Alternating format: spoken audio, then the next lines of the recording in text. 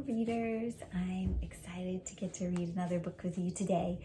I know many of you, this is your last week of school, and I hope that you have a fun summer and you get to do all kinds of things that you enjoy doing, and that you keep reading. And you can always come and listen to some of my stories if you're bored or looking for a new book. I would love it if you continue to read along with me in the summer. So I have a book that has a summer theme, and it's a really cute story. It's called There Might Be Lobsters, and it's written by Carolyn Crimmy and illustrated by Laurel Molk. And it's about this little dog. The dog is the main character, and her name is Sookie. And Sookie is afraid of lots of things at the beach. Just about everything you could think of, she's scared of it. And her owner, Eleanor, is a happy little girl who wants her to play with her at the beach, and Sookie's just not having it. I want to see, and I hope you can see, if she, the dog, Sookie, overcomes her fear of the beach. We'll have to see if she overcomes her fears. We're also going to read it for a fun reason. Good readers read in a way that sounds like the characters. So we're going to practice that today. And when I say that, I'm thinking about when I find out or understand how a character's feeling, then my voice is going to match the way they're feeling. So if they're feeling sad, I'll have a sad voice.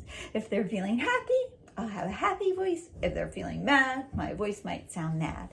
And the reason you do that is because it helps you understand how the story is going, the gist of the story. You understand what's happening more clearly if you can understand how the character's feeling. And you also have a lot of fun doing that. It helps you stay engaged with the story. So we're going to try that today. We're going to think about what the characters are feeling and change our voices to match that. Before we get started, I have two fun words that I want us to be on the lookout for. This first juicy word is the word attract. And attract means you're interested in it or you're drawn to it. It's like a magnet attracts iron, things that have iron in it. And in the story, Sookie is afraid the beach ball is going to attract lobsters. So see, she's so funny. Attract, so you're drawn to it, you're interested in it. All right, the next word is the word tumble. And you've probably heard someone say, oh, the gymnast can tumble, but this tumble means you fall down. So like this little guy has taken a tumble on the stairs. And I actually think my daughter put this on upside down, but you get the idea. Tumbling down the steps, tumble, take a fall. That's no fun, right? So let's get started and read this fun summary book, There Might Be Lobsters. And remember that we're going to be reading and changing our voice to match the characters' feelings, right? Here we go. There Might Be Lobsters, written by Carolyn Crimmy, illustrated by Laurel Molk. Lots of things at the beach scared Sookie. Lots. There might be lobsters. There's the title page, and there's Sookie and Eleanor walking to the beach. Come on, Sookie, you can do it, said Eleanor. She stood at the bottom of the stairs to the beach and waved to Sookie.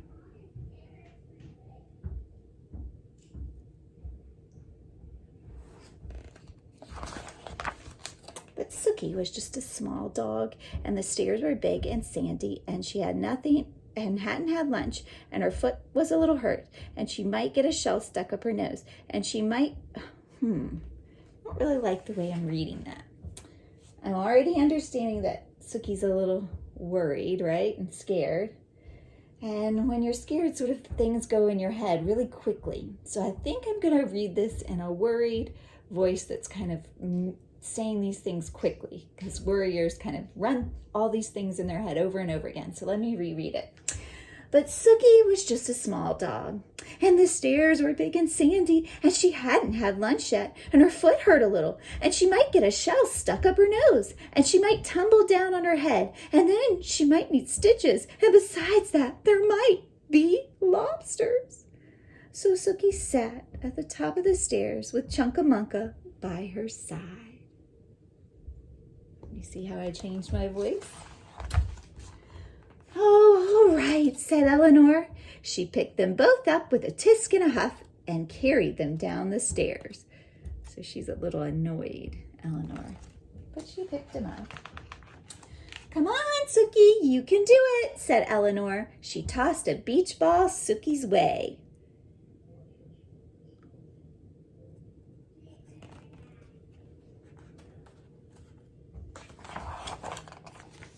Okay, I'm going to read this with a worried voice.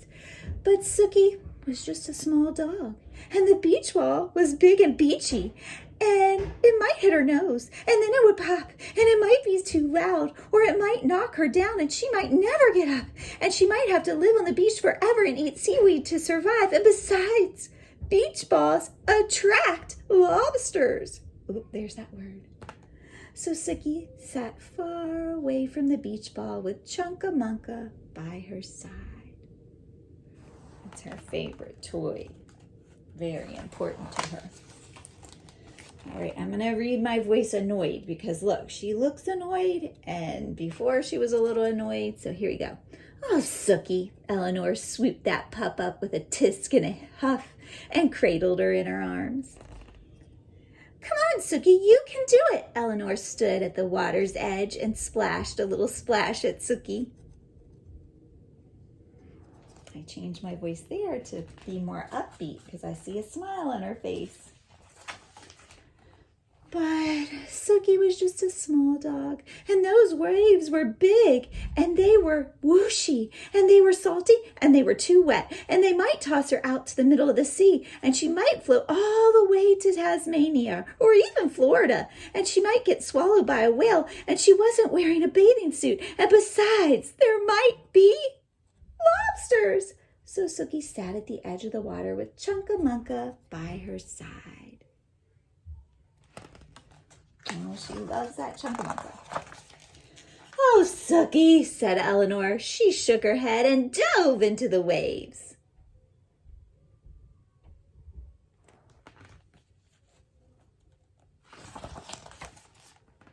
Sookie sat and watched the beach balls bouncing and big boys running and umbrellas flapping and lifeguards blowing loud whistles and waves splish-splashing with Chunkamunka.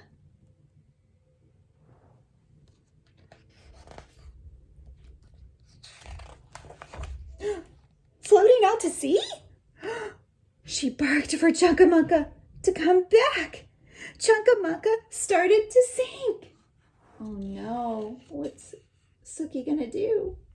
Do you think Sookie's gonna do anything? She's so scared of everything. Will she do anything?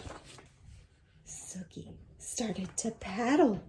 She paddled past a big beachy ball and through a huge salty wave and over something that might even be a lobster. Until she had Chunkamunka. He was safe. Sookie had saved him. Oh, look at that. She felt braver than the bravest dog because even though she was very small, Chunkamunka was smaller.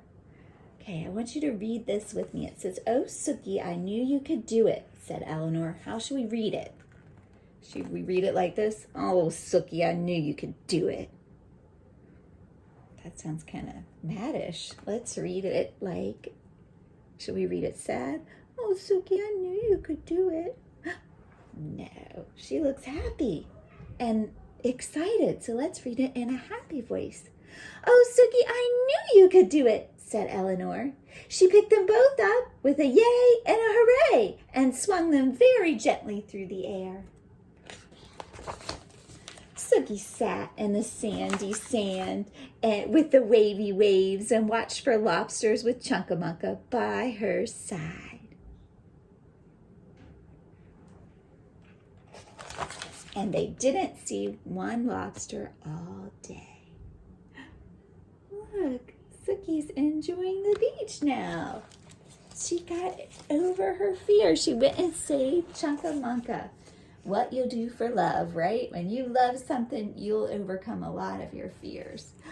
So did you have fun reading that with me? Did you like how I changed my voice and made it sound like the characters were feeling? That's a fun thing to do. So when you're reading, change your voice so that you sound like the character is feeling. It will help you understand the story better, and it'll be more fun to read. Thank you for reading with me.